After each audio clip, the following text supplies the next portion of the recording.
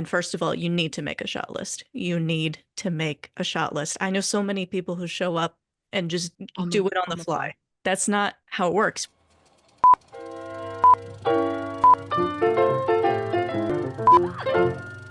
Not have an SD card. Rip. Tragic. Welcome back to episode 7 of the Hags Podcast. Almost to double digits. Wow. Almost 2 months. Trucking along. Trucking along we are. So, any updates? How's life? So Emily and I are just partying girlies. We had 2 back-to-back pool parties this weekend. One of them, one of our friends is back in LA. So we were at his welcome back to LA party on Saturday.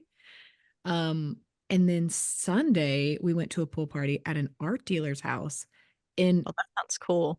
Oh, yeah. In Los Feliz. Not Los. Los Feliz. Los Feliz. I want to hear Jimmie say it. Yeah, let's hear Jimmie say it. I've corrected her probably 100 times. It's so embarrassing. It's hard learning Mandarin as a second language. Whatever. Los Feliz. But you live in Los Angeles now, and all of the towns have Spanish. I know. I'm very much embarrassing myself. Los Feliz. Better. That's right. Las is what I was saying. Las Feliz. Los. That just got worse. Okay, I'm not gonna say it anymore because it's repeating back in my headphones and it's making me insecure. Valid. But we went to an art dealer's house in the mountains. He cooked us this beautiful meal. It was like fresh. All of the ingredients that he gave us was from this like local farmer's market down the road. Fresh beef, like vegetables, really good fruit. And we had Ginny's ice cream, which is really cool because Ginny's is from Nashville. So it almost felt like a little piece of home out in this like ritzy art dealer's house. And then he had a pool that overlooked the city. Beautiful. And then he was like talking about how he lives really close to Griffith. And he showed us a secret entry into the park that goes straight to the observatory. And we went up there and watched the sunset over the mountain. And I will never, well, I'm not going to, I don't want to give it away. You can't give it away. Then he's going to kill us. He's going to kill us. But I will never be parking my car with the peasants that are the tourist at the Griffith, because we know a secret entrance and it was a game changer. It was absolutely beautiful. That's awesome. But anyway, that was our weekend. We double partied. We ate a lot of good food. We met new people. We were a little shy at the Saturday party, but we really came to light on the Sunday party. So you win some, you lose some. Yeah. Needed a warm up. And when you're around comedians, you just feel unfunny and like a tryhard. So we were around so many comedians, like trying to keep up with that banter, which we did. We were doing okay, but it's just like a whole different, they just operate on a different plane. So Alex and I we went kayaking down in Annapolis. Well, not in Annapolis, but near it. Over the weekend, 2 times for our wedding anniversary. Aw, happy wedding anniversary. What is this? 7 years? 8 years? Married? 4. 2020 feels a lot longer than 4 years ago. 8 years. Happy 4 years. But you've been dating. Yeah, a long time.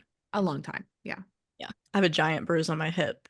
It's not suitable for the internet, but I can show you later if you're interested. Not safe for work?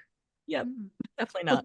Oh my God. At both of the parties, I got attacked by mosquitoes. And I literally, the back of my leg, there was a bite like the size of a pancake. Like, I'm not even kidding. You need to carry bug spray with you. I normally do. I know. Normally I do, but we were in Jimmie's car and I have like my bug spray emergency kit in my car, but not in hers. So I got there and I was like, shit. Yeah, so that was fun. I thought I was going to die. You prepped party 2. Party two, I knew. spray. Yeah. but not early enough before I got bit on my face. So my forehead was also swollen here. It was like that. Yeah, Those mosquitoes in Los Angeles are no joke. they're Okay. not. I didn't realize there were mosquitoes here. I was telling everybody there were no bugs. What? Do you I told remember you last guys that. summer? I know, but Oh. when we came last August, I was like bragging about how there weren't bugs here because I thought it was because it was dry. I don't know. Yeah, the bugs are souped up. Insane. Yeah. Yeah. I've lived multiple places in the South, and those Los Angeles mosquitoes are worse. Mm-hmm. I lived in a swamp. Those mosquitoes are worse. That's bananas. Not a swamp. A swamp mosquito. They Mhm. feel intense. I mean, the other stuff in the swamp is more concerning, like the That's fair. snakes and the alligators. Yeah, that's Yeah. fair. The swamp just makes me think of that guy that's like out in the Everglades and he's Fish like and Barrett. swimming. Yes, he's crazy. He doesn't wear shoes. He's gonna. No, I would just never, kidding. Jesus. never, ever. I know he's a professional, but no thanks. Yeah, no. Steve Irwin wore shoes, so Oh, yes, he did. Not sure RIP. if they helped, but Emily! what? Too soon. he's an Continue. international treasure. You must be I too young know. to know. No, I went to his zoo. I had a Steve Irwin action figure. I lived there. I I knew know, about but that was him. hurtful. It was hurtful. I'm just saying. Wow. Anyway, in other news, IATSE and the AMPTP have reached a tentative agreement. Woo. Better stand up. Yay.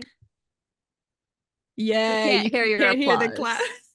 Oh, I intentionally made mine quiet so it didn't mess the sound up. I did not. I'm clapping away, taking away the sound from everybody. So sorry. Also, I just realized this is my fidget toy during the podcast. It's lip gloss, but I just play with it the whole time. This is mine. It's an Americano that I am picking up about every 35 seconds. And then my Is it a bamboo mason jar. straw? Yes, and it's disintegrating into my drink. It's getting that time where it's starting to Ew. affect the taste and make the taste a little bit more woody in the Americano. But, I've gotten used to it. So. Yum. I'm not harming turtles, okay? Good for you. Thank But you. that was some animals' home before. You know what? You're probably right. Oh, not to derail, but bamboo grows extremely fast. Oh, never mind. They can live. Like if you plant bamboo in your yard, your whole yard will be taken over within a couple years. It's insane. Never, ever plant bamboo in your yard. Have you ever felt how durable it is? Yeah. I was like climbing when we were going to Griffith. I was climbing up the stairs and there's no railing, and I was holding onto the bamboo, and I felt like I could swing my body around on this durable bamboo. I don't know. I didn't realize how solid it was. Yeah. Bamboo is an impressive plant. Yeah, she is. Anyway. She's resilient. I feel like you know what? No, I feel like we are the bamboo. We're running full speed. We're durable. We're reliable. We are all over the internet, growing rapidly, whether people like it or not. We are a weed. Is bamboo a weed? No, but No.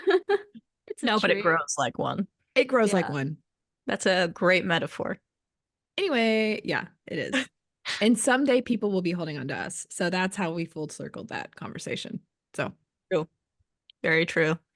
But yeah, they reached a tentative agreement, so now the union members will vote. And I wore my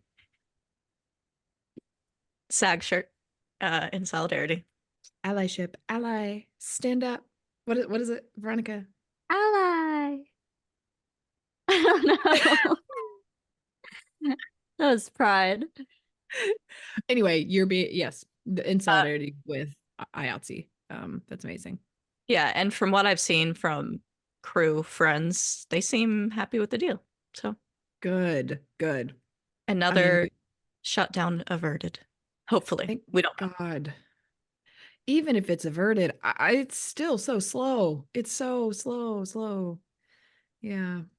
But, It's going to ebb and flow, and I think it's good for indie filmmakers and content creators. It's really giving other people the opportunity to be successful in this industry. So, but I'm glad the crew is they like the agreement, and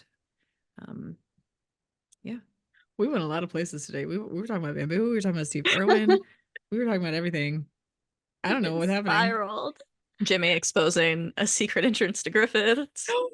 I did, and it's our secret. And when you come back, Cheyenne, I'm gonna take you, and you're gonna lose your mind. It's bloody incredible. It's amazing. I will. And then I'm gonna give you a tour of the Los Feliz Mountains. I did that right. I said that Just kidding. right. You're Good doing job. great, sweetie. Thank you. Okay. Daisy has poked her head in. Daisy, hi Aw. girly. She's staring. She said, Good "You guys pup. are uninteresting." Okay, now we're going to jump into our main topic, which is something we're familiar with, low budget filmmaking. Too familiar, and I would even call us ultra, ultra, ultra low budget. Yeah. Yeah. It's Below funny. poverty. Oh my God. She jumped on the Oh, that's how low our budget is. We can't even have a good podcast setup. She's falling. My laptop sits on top of a plastic bin on top of my bed. So Wow. it's With wobbly this- like that. That is quite wobbly, because this thing is wobbling on my solid desk, sliding everywhere. Yeah. Oh, my That's- mic is not on that, just my laptop. My mic is on my nightstand that I pull away from the wall. I'll insert a photo. Yeah, It- insert a photo. It's quite the setup here. I but need a tour, maybe. it works. Do what you got to do, which is What? what we're going to talk about today. Yes. Back to low budget filmmaking, Daisy. It's funny because because when we think low budget filmmaking, we're thinking what we do and what people, a couple tiers above our budgets do. But technically anything under $5 million is low budget. I know. I was like reading about all of these films that were technically low budget, and they were in the $2 to $4 million range. And that's bananas. Yeah. That's crazy.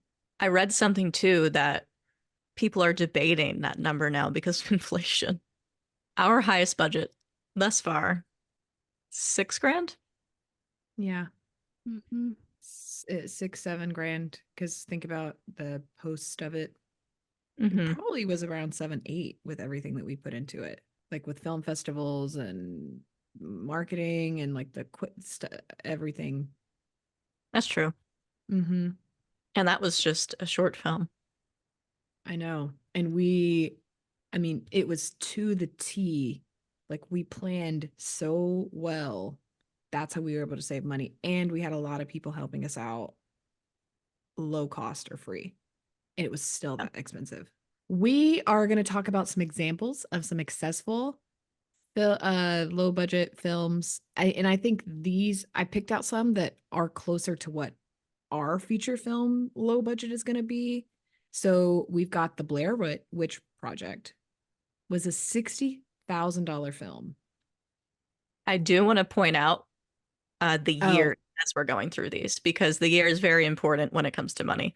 Blair Witch Project came out in 1999. It was directed by Daniel Myrick and Eduardo Sanchez, but extremely successful.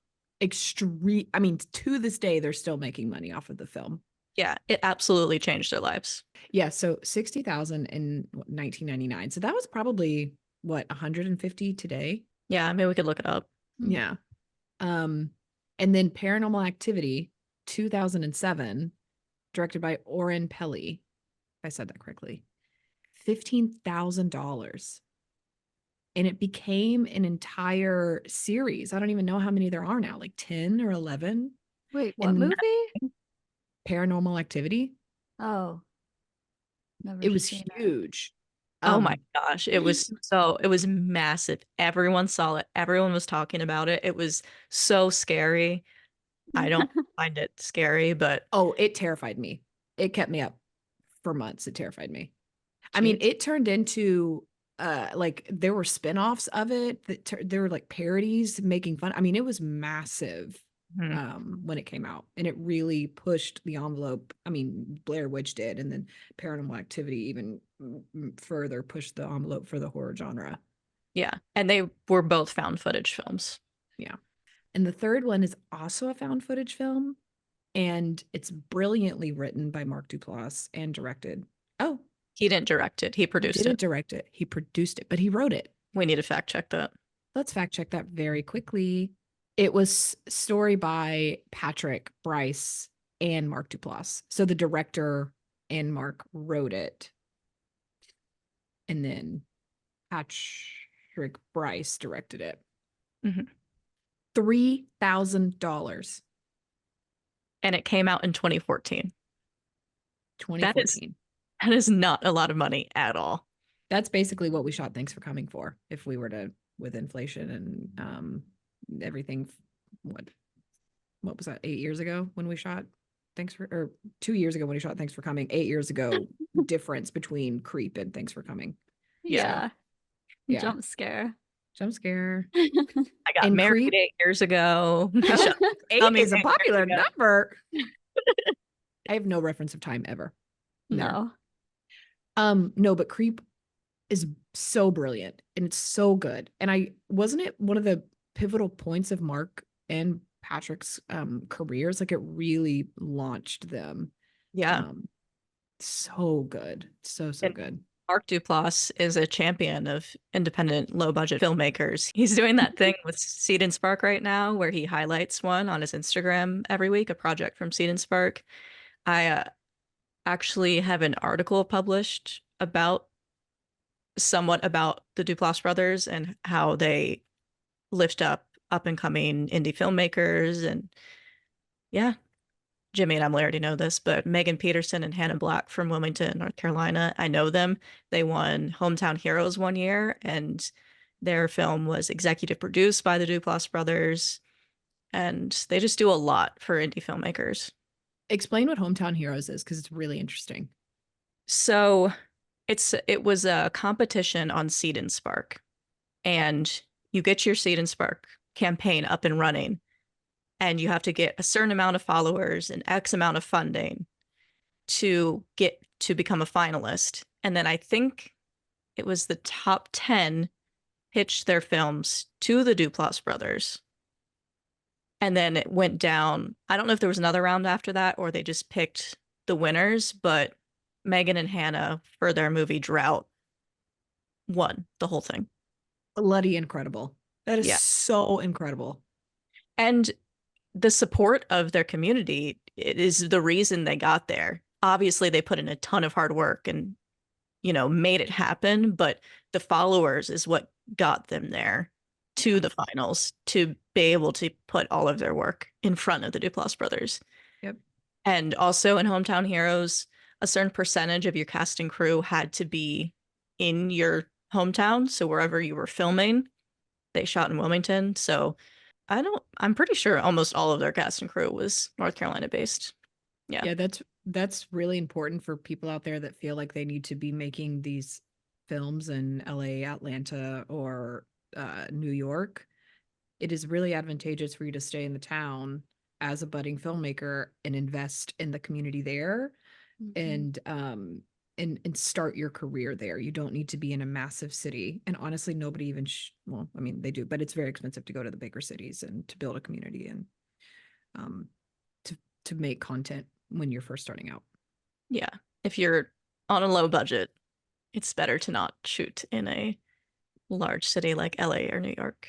Yep. That's incredible though. And I love that Mark, this is like, he started out in low budget filmmaking and is so wildly successful now and is still investing in up and coming filmmakers actively to this day. So he's doing the campaign right now on his Instagram. So yeah, shout out. Yeah. Mark. All the while shooting stuff like The Morning Show with Jennifer Aniston. Emmy nominated, a winning, beautifully written show. Yeah. It's the definition of not forgetting where you come from. Absolutely. And he goes to panelists and like he did a very, I think it was at Sundance where it's a very viral video of him talking about his process on low budget filmmaking and writing with what you have. And we'll get into this later into the podcast. But yeah, he's just constantly giving back to up and coming filmmakers, which is just incredible. So yeah. Shout out to him. Shout out. So those are some examples of There's low budget. Oh, Eraserhead. Eraserhead, 1977, directed by David Lynch, $100,000, filmed over 5 years. Yeah. 5 years. Yeah, I was reading that because of just time constraints and budget, they would rebuild and take apart sets and just shot when they could over 5 years. And the lead kept his hairstyle the same for 5 years. That's crazy. Commitment. That's stressful. Commitment. It is stressful, but that just shows that like, and we'll get into this, sometimes things don't go as planned on set. And sometimes money doesn't come in, and sometimes, you know, XYZ happens, and you have to be willing to be adaptable and figure out a solution to continue the project. So for them to have that mindset for 5 years and complete it, and Eraserhead is a fantastic film and is critically acclaimed and still talked about to this day, that's what it takes to get your project finished. And yeah, incredible. Fun fact, my grandfather, who unfortunately is passed away now, looks like David Lynch. Like, really? they look a lot alike. On your mom's side? Yeah. Ooh. I'll try to find some photos, no promises, but they really look alike. Maybe they're twin flames. Probably not. No. The 5 years thing kind of pivots well to the development part of the filmmaking process, because you need to be in love with your story and you need to work with people that you at least like. Yep. Because going into a feature film, especially, not so much a short film, it's still a huge commitment, but a feature film is years and years of your life. Yes, it is. And when it's a low budget, it takes a lot of communication and, being adaptable and trying new things and figuring it out on the fly, and a lot of pre-planning. And if you're not with people that you like and can collaborate with on high stakes environments, you need to reassess who you're creating your feature film with and the people on your crew. Yeah, that's why filmmakers, when they find their people, oh gosh, they stick with them throughout all of their career. Cast, crew, etc. Even when you have a budget, you keep working with this. Even when you have a higher budget, you keep working with the same people. I mean, yep. There's so many examples of that. Yeah, I mean, yeah, so many. Our crew will be with us forever. We will be making massively big budget films, and we will still have our same crew, because that's how dedicated and helpful and collaborative they are, and we are just so lucky. But yeah. And when the unfortunate time comes when that's no longer possible, we'll have to find someone else, and it'll be really sad. Oh gosh, I know. I don't even want to think about it. Anyway. I cut that because it was depressing. It's kind of depressing. I was waiting for something like that to come up, but I wasn't going to be the one to say it after Steve Irwin, so. True though, we're young. I know. After Steve Irwin. You became self-aware. Yeah. I learned self-awareness over the last 30 minutes. That's really funny. So segueing back into what Cheyenne was talking about with pre-production and building out a crew that you like, and crew and people, crew, cast, whatever, people that you can collaborate with on the project. It is very important to, one, love the people you're working with, and two, love the story.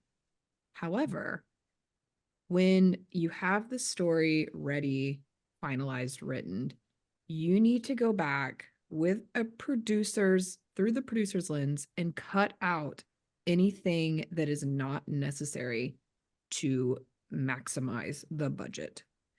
What is it called? Get rid of, what is it? Get rid of the babies? What is it Killing called? babies. Baby killers. Yeah. Baby killers. I know as writers, it's hard to do that. So maybe have somebody else help you with this process, to have a second outside opinion look at the script. But it's very important to cut out the fat to save your money, because you need to look at what is needed to tell the story. And I'm available for hire if you need someone to do that for you. I'm very good at it. She's really good at it.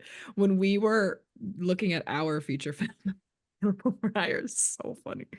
When we were looking at our feature film after it was written, or after the first draft had been pieced together, Cheyenne was literally, I was reading it and I was like, oh, Cheyenne's cutting this, she's cutting this, she's cutting this, she's cutting this. Because it doesn't push the story forward, and it's just a way to, it's just wasting your money. Time Yeah. and money. Time and money, time and money, time and money.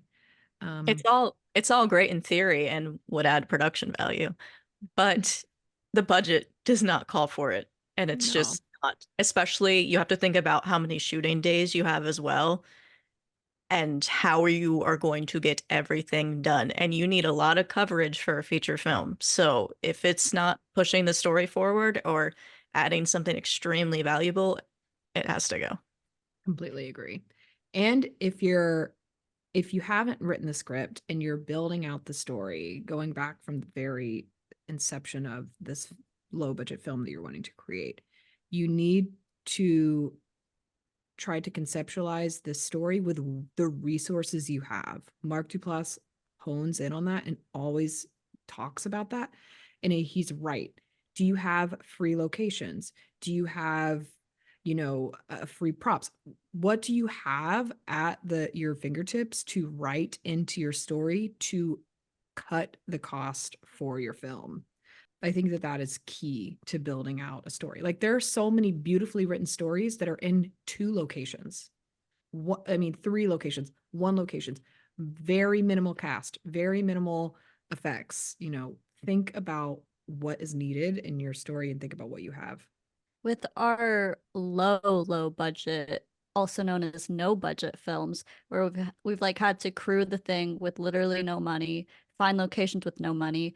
I've had to be the DP before, which I don't have a camera that a DP would have. I have a photography camera and a very nice lens though, and a very nice gimbal. So that's just one example of how we didn't have the budget to go buy or pay for a DP or something. So we looked at the equipment that we have and the resources that we have and the people that we have, and we built off of that and used what we had at our fingertips. We contacted friends for locations. We had people offer to give us their sound equipment to use for set.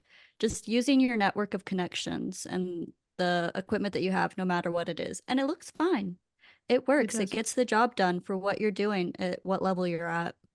Yeah, and honestly, if you're just starting out as a filmmaker, you're going to learn way more, way faster doing it yourself than hiring a DP. You need to know the basics as a director to be able to communicate with a DP who does it for a living. If you don't know the terms, you're not going to be able to communicate with them. And then they get to make all the choices and the film's kind of out of your hands at that point. So you need to learn education, and you don't have to go to film school. I did, but I'm a big advocate for you do not have to go to film school. I'm going to look into the lens and say it. You do not have to go to film school, especially if you don't have the money to go to film school. Yeah. Oh, I'm getting fired up about that. No, you're right. It's a waste of money, and it puts you in debt for 30 years.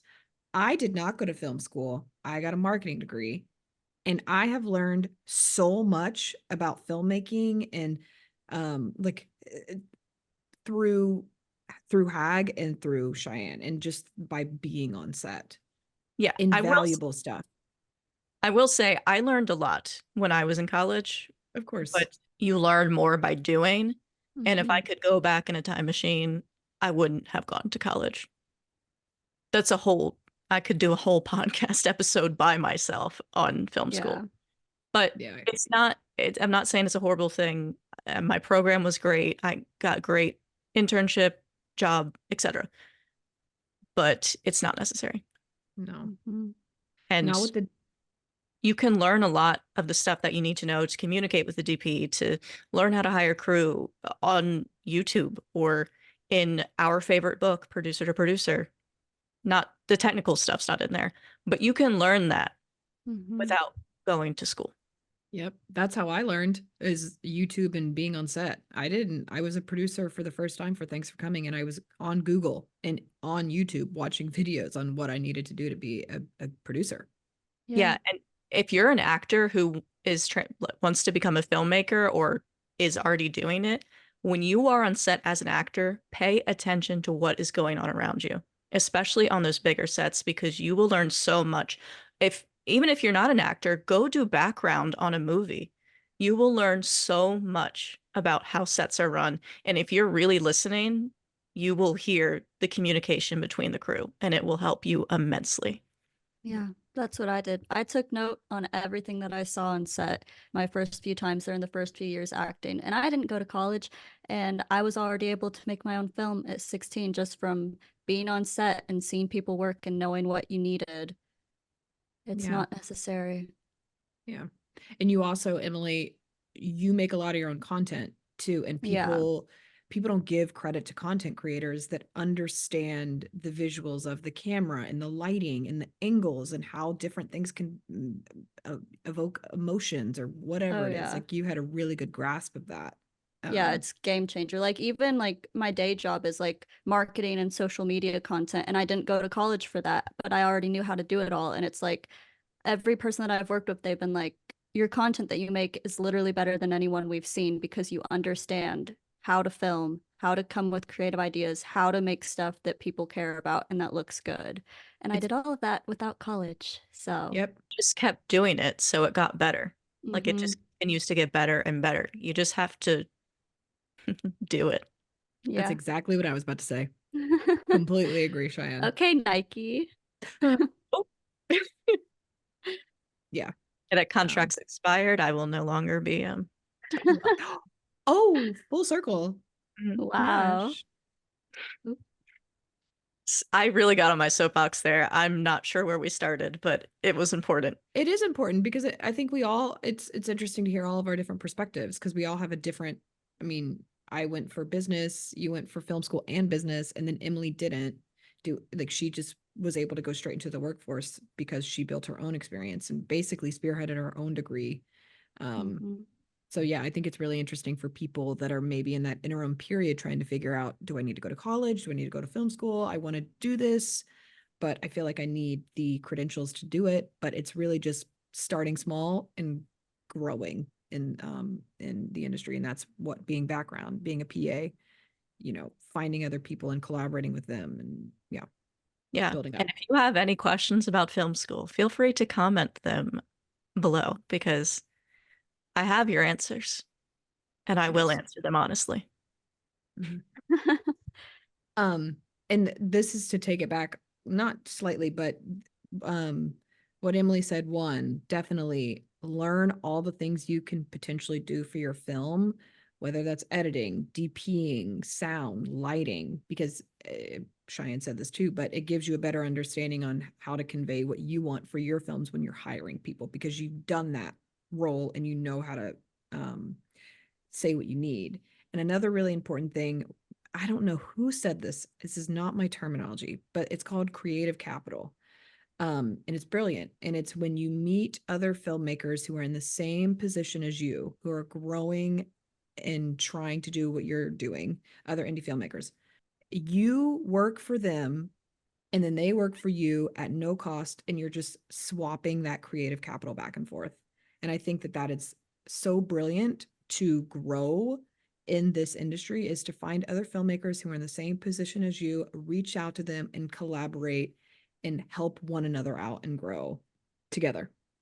A couple of our PAs on Thanks for Coming, it was their first time on a set ever. And one of them has now written 2 scripts and is making her own stuff. Another one is photography, like doing BTS on other sets, and like has expanded a lot. Like, and I've watched them, a lot of the people that have helped us out. And another guy wrote his own stuff. Like, they have from being on our set learned so much and are now taking those steps in their careers to do what they want. Mm-hmm. All from just starting small. I think Cheyenne can really talk about this. What are the best ways in pre-production to maximize the budget when planning the days? There's so much. I First of know. all, when you do pre-production, you need to think of every possible scenario to happen. If you are shooting, I'm not even going to make it weather related. Let's say you're shooting inside a house and it's supposed to be a night scene. You need to remember that the windows need to be covered and you need to look at the location and see, oh, what kind of tape can I put on this window? Is it going to peel the paint off? Is this going to damage the house? Like there's just so many little things that you need to think of. And once you think you've gone through everything, you need to go through it 5 more times. That's the first thing. The second thing is you need to look at your shot list realistically. And first of all, you need to make a shot list. You need to make a shot list. I know so many people who show up and just do it on the fly. That's not how it works. When you're making the shot list, you need to be thinking about the edit. How is this going to cut together? Is this what I'm picturing as the director producer? So there's so much that goes into a shot list. But once you have the shot list, you need to look at your schedule, how many days you have, how much time you have at each location, etc., and decide which shots are necessary. And then you need to make a schedule. And not just any schedule. You need to take your shots, especially if you are doing this for the first few times, and create a shot-by-shot schedule. I know it sounds tedious, but it's necessary because you need to make sure that you can get everything done. And you need to know that if it starts pouring rain during your exterior shot, that you have time to wait for that rain to pass. Or you need to know that you can go into a different location that's interior and shoot while it randomly starts raining. You need to know that your company move, which is when the whole cast and crew, the whole production moves to a new location. You need to know how long that's going to take. You need to know what the traffic's like during that time of day. Just so many things. And you need to have copies of all of these documents at your disposal. Yep.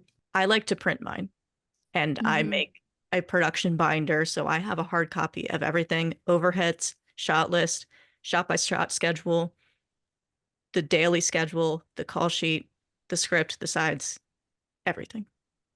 It's just better to have the tangible piece of everything you need where you don't have to rely on technology. Something dies, you don't have service, you are looking for it. It's just all there in the binder, organized at the tip of your fingers. And if you're watching this thinking that I sound crazy, I just want to point out that when we shot Thanks for Coming, we wrapped early every single day. And that is unheard of.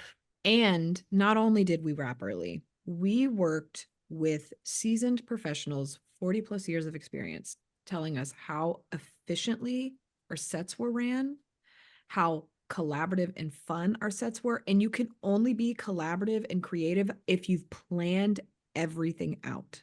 You can't come on the day and think it's going to come to you, because it's not. It's stressful. Everybody's stressed out. You need to come with a grid to move forward.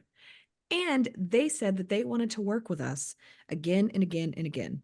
And it's because we proved ourselves and came overly prepared. And we have then helped those people out on their projects. And it's just, yeah. Yeah.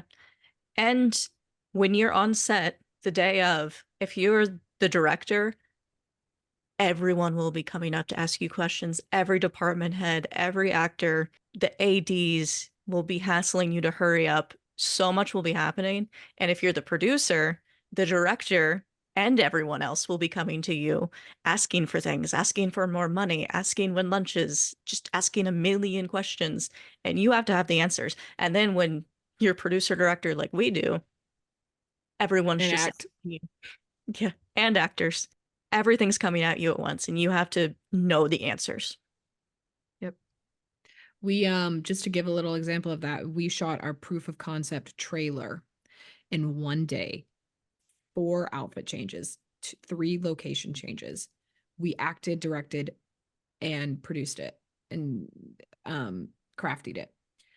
Had carried everything around, And and production design. We did, and we did everything essentially. except for DP. Yes. And sound and lighting.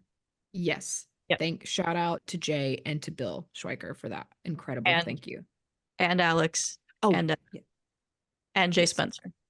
Jay Spencer, Alex, Josiah, and Miss McConnell for letting us use her land, since we're just going to give shout outs to everybody. Should we have to? We should. No, you're right. We should. Absolutely. Thank you. But we planned, it was 1 page. 1 page. We planned that probably 13 hours total, a week and a half. And we would have not been able to do all the stuff we did on that day if we didn't plan the hell out of it. Because on that day, like Cheyenne said, everybody was asking us questions. We were taking things down and moving, setting up crafty, moving, changing outfits, moving, setting up stuff for the shot and moving. Like, it was nonstop. I don't think I had a single thought in my brain the entire 10 hours we were shooting, because it was so hectic. But we were able to do that, to go in there and turn off, because we had planned it to a T. And that reminds me of another point we need to bring up, and why planning is also important, is safety. We were shooting outside in October. It happened to be very cold that day, which is kind of weird for Alabama, but we got in the water and it was cold. We were in the woods where there's snakes and spiders. You need to know where the nearest hospital is. You need to have first aid on set. Yep. Period. Safety is so, so, so important. You shouldn't ever sacrifice safety for a shot, for anything. Nothing. The safety and security of your crew should be at the tippity top of your priority every shooting day. Yeah. Water. And water and coffee. That's Water. the next tippity top. And Celsius if you aren't a coffee drinker. And crafty. And crafty. We always have food. I don't want anybody to ever be hungry on a hag set ever. Yeah, you need to feed your crew. And I don't want to jump all over the place, but that reminds me of something else that's important. Do not just buy a bunch of junk food for your set. No. Please. I know healthy food is more expensive, but you don't want your crew to get tired. You don't want your actors to feel bloated. I'll say you can see the morale on the set based off of the food you give them. For Thanks for Coming, we had fresh made meals, hot meals every lunch. And we had like chips and, other fun foods on set, or bad food, whatever you want to call them. But we also had a lot of sustenance in our meals and in our snacks that kept people going on long shooting days. Cheyenne is completely right. Like, don't just have junk food and cheap food, because it just makes it seem like the crew isn't being valued, in my personal opinion. And like, And it I still think, costs less than catering. yep. Yeah. We go to Costco, plan our meals out, and save so much money by shopping in bulk. When I moved to Alabama, and I love Alabama, so this is no hate, but every set I went to, the breakfast would be fast food and there was no other options. And I had never seen that in my life. Wow. Like, only on the sets that were there. You know what? That's true. The sets in LA that I've been on have been very nice, very healthy. Not a little bit of fast food has been on them at all. Yeah. Yeah, that's interesting. I don't think it's necessarily a, horrible thing, but if you're going to have that, you need to have another option, because I can't eat that before I'm on camera. And that's another thing. You need to ask people ahead of time if they have allergies or food preferences. It's, sometimes it makes things a little more complicated, but it's important. If you're on a low budget film, the least that you can do is provide for your crew, for their meals, for their drinks, and yeah, it's just the least you could do if you're already paying people at a low wage. Now that we've done all the pre-production for the feature or for the low budget feature or short or whatever content you're creating, whatever film, when you're on set, Well, you have to think about this before set, technically, but that's true. we want to talk about equipment and renting your equipment versus buying. Mm. And the answer to that is very, very simple. If you happen to be incredibly rich and have a crap ton of disposable income, go ahead and buy. Why not? Then you can use it until it's irrelevant and a newer version of the camera is available. However, that is not the case for pretty much anyone, especially on a low budget film. If you can use that equipment to make money and you are planning to do that as your career, like our DP, Bill Schweikert, owns all of his equipment, but it has more than paid for itself. It supports him. Then maybe that's a case where you buy your equipment and you never want to buy it all at once. You need to be able to pay for it. It needs to pay for itself. And that is not the case for most filmmakers. Most of us have jobs, like day jobs or actors or gig work. It's just better to rent because you can get the best equipment and it's not going to be outdated because that production or the rental house is updating their equipment because that's how they make their money, by renting out the equipment. So if you are not incredibly rich, I'm talking like multi-10 millionaire plus rich, B, making your living off of your equipment, then you should be renting. Completely agree. Save so much money. Like Emily said earlier, or you can just use whatever you own. Like we all have DSLRs for auditions and self-tapes. So, but if you're doing something with a little more money, then rent. Yeah, completely agree with that. Completely agree. There's no need to spend all that money on something that goes out of date so quickly. Literally. I Yeah. severely regret buying my gimbal every day. Ugh. It's still like the best of its kind, but I just don't use it as much. And honestly, I hate using it.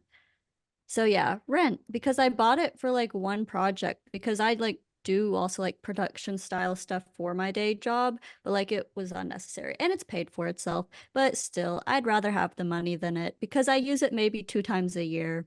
And like yeah. a rental is like $50 a day. So Yep. And it's what, a $2,000 piece of equipment? yes. Yeah. And it doesn't even have all the gadgets yet. That reminds me, if you do buy equipment and you're planning to make your income off of it, insure it. Please insure it. Yes. Yes. Do that immediately. These are Yeah. just little things that I feel like when you're new to filmmaking, you don't think about. No. And you can make a really, really beautiful film without fancy equipment. Mhm. Yeah. I hate to say it because I know there's controversy, but you can shoot stuff on your iPhone and edit it and it can look incredible. Incredible. Yeah. And there's apps that can change your camera phone to look like a different lens. And there's so many tools. There's a few films that have made a lot of money that were shot on an iPhone. Yeah. I think it's misleading when, you know, how like Selena Gomez and Olivia Rodrigo, they're like shot on iPhone of their music video. And then you see the rigs they had. It's like, okay, yeah, it was shot on your iPhone, but you have like $1 million worth of other equipment. I know you've got the Mhm. best lighting, the best rigs, the best DPs, or DP, yeah, all the other resources that make it incredible. Yeah. Yeah. And the commercials they do where they're like filming a feature film and it's so elaborate looking and they're like shot on iPhone. It's like, okay. Okay, how many Yeah. people were behind that iPhone? 50? Mhm. Yeah. And on a sound stage. And honest. Yeah. Yeah. Yeah. Give me my Barbie cam. I'll make something on a soundstage. Mm-hmm. True. True. So back to the actual day of production and depending on your budget and what type of film you're making, short or feature, it could range from 1 day to 30 days or more. So that's a lot to consider and a lot of factors to go into it. And do you really need 30 days? Can you shoot it in 5? Do you really need 5 days? Can you shoot it in 2? Like, really plan to the T on how many days you really need. And then in every one of those days, optimize everything that you can to save money. But don't overwork your crew. Don't keep your crew there for 14 hours to shoot your low budget film. Be realistic with the productivity and the time that you need per day to get everything done, and create your set or create your schedule around those parameters. Like, be respectful. Mm-hmm. And I think another important thing when you're shooting low budget is being flexible and adaptable on set. Like what Cheyenne was saying, all those like planning to the T things that you need to do before you even come onto the set. So when you do come onto the set, if contingencies come up because of XYZ, you can navigate and move through it, because that will, I mean, it happens on big budgets, so it's definitely going to happen on a small budget, but because it's a smaller budget, it could halt production because you don't have the money that a big budget has. So what are the ways that you can be, flexible and adaptable and move forward and create a solution for that problem? The night before a shoot, I do a lot of things to prepare for the next day, but one of the main things I do is study my shot list. Look at the schedule, I visualize it, I think about notes that I want to give the actors, I review everything that I've already prepared. So it's fresh in my head the next day, and I don't have to be flipping through my overheads to figure out what I'm supposed to be doing. Because as the director, like I said earlier, everyone is looking to you. Yep. You're the one who has to communicate with the DP, the lighting department, the AD team, not Crafty, that's probably the producer. But on a low budget, it's probably also you. So review it the night before. You know yourself. What do you need to feel good on set? Yep. I know for me, if it's a 12-hour day, I need 2 Celsiuses or 2 energy drinks. Mm-hmm. I need my production binder. I need comfortable shoes for when I'm not on camera or if my feet aren't showing. I get really cold, so I need jackets. I need headphones if I'm acting to get into mental spaces or to block out the crew or anyone talking. Are there any things you two need in particular? I also need headphones. I need my script. I need my production binder. It varies if I'm behind the camera or if I'm an actor, or most of the time, or both. Mm-hmm. This is something that Emily does. I know she documents out the food and how it affects her body, and I have been doing that too.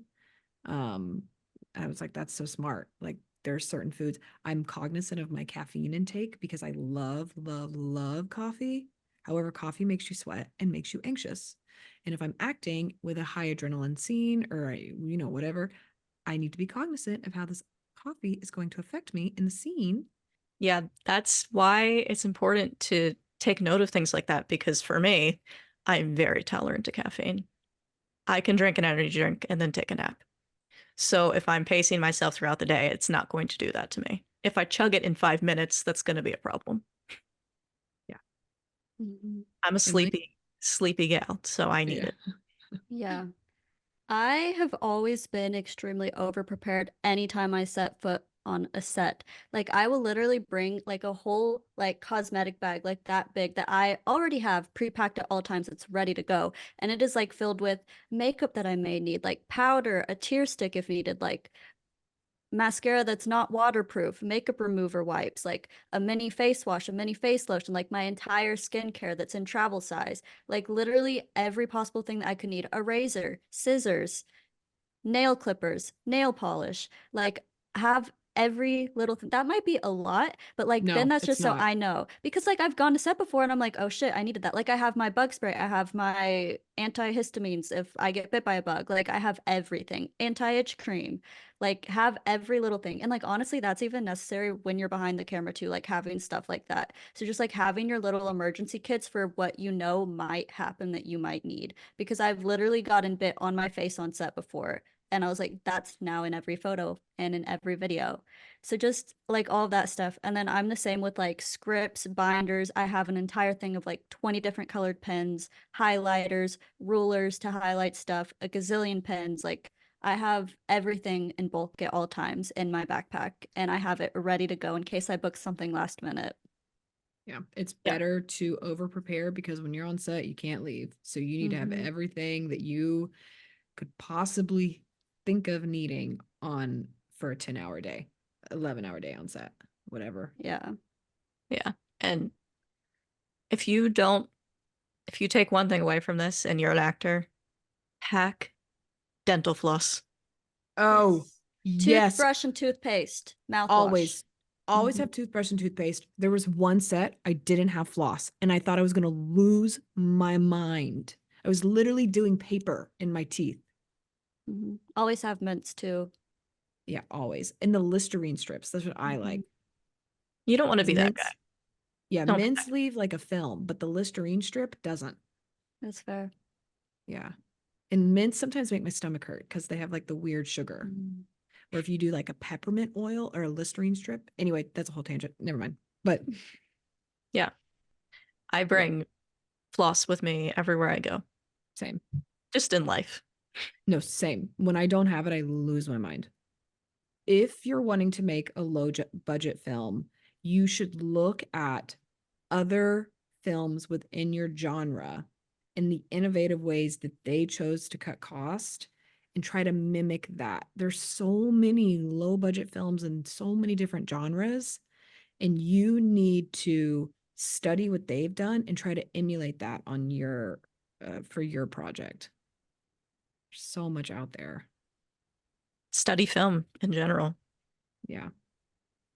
Yeah, completely agree. So to wrap up this episode, Jimmie and Emily took a course. Was it last weekend? Or the one? It was last Thursday. Yes, last Thursday at their acting studio in Los Angeles. So Anthony Gilardi Acting Studio, if anybody's curious. Yeah, it was a handgun training class. What the hell is that? Right arm behind the left arm. Do you know where your right is? I don't know what's happening so fast.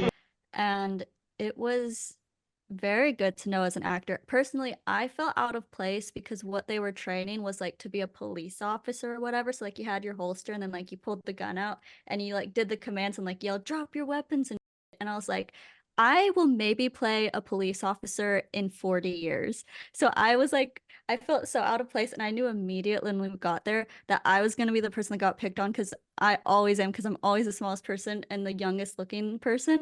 And that was immediately what he did. He like singled me out. He made me yell by myself.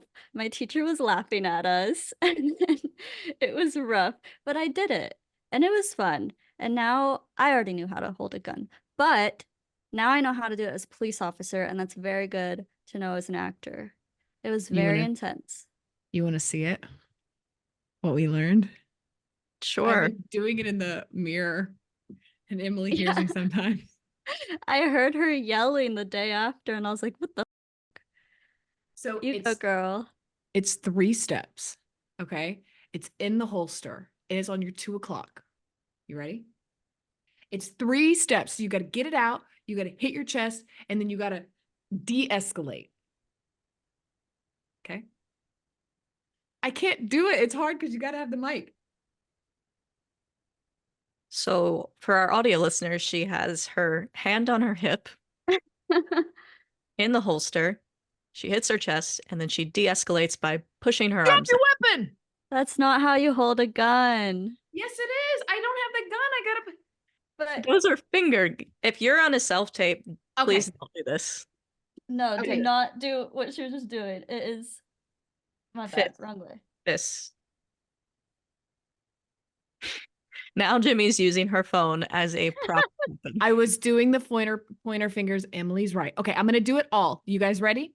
Okay. Yeah. For our audio listeners, she has her phone on her hip. Okay, sorry. She Drop hits your her chest, weapon. and Now then you I didn't want to scream. Let me go again. Let me no try you last time. you put it below frame so we couldn't see. I'm trying to scream, drop your weapon, and do it, but I don't think I can. I'm just wasting time at this point. she's Okay. doing it again. There you go. I fear that your thumb placement was not right. Drop your weapon. Yeah, I fear it is too. Okay, anyway. Anyway, It was so fun. We'll drop some clips. He walked up to me and like pushed my arms down, and it gave me flashbacks to dance because my ballet teacher would always do that when we were like in first. She would like walk up and like push my arm down, and if it bounced, I was like in trouble. And I was like, ah, Yeah, he same. spooked me. Dance Yeah, and Mm-hmm. yeah, he was roasting me. It was so funny. Yeah. I was really yelling and de-escalating and getting into it and taking it very seriously.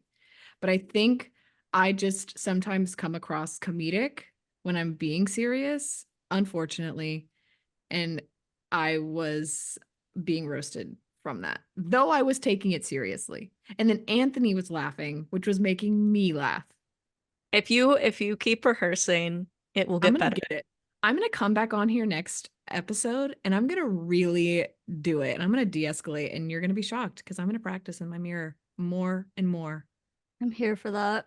I just want to learn how to be like a gangster because I know I'll probably book a role being like, you know, the like 15-year-old like rancid child or whatever. I don't know. That's Yeah, like, but and I'm they're like, not I gonna be want to learn doing how to that. like, I know, but that's what I want to do, like run around and like shoot and shit, be a little tyrant. That's what I want to do. That's like my type. It is your Like type. the girl from The Last of Us is like a role that I would definitely play someday. I don't know. Oh, She for has a sure. knife though, but yeah. Yeah, you would be Like her that's my casting. or the people from Kick-Ass, which you need to see that movie. You would be a shoo-in Yeah. for any of those characters. Yeah.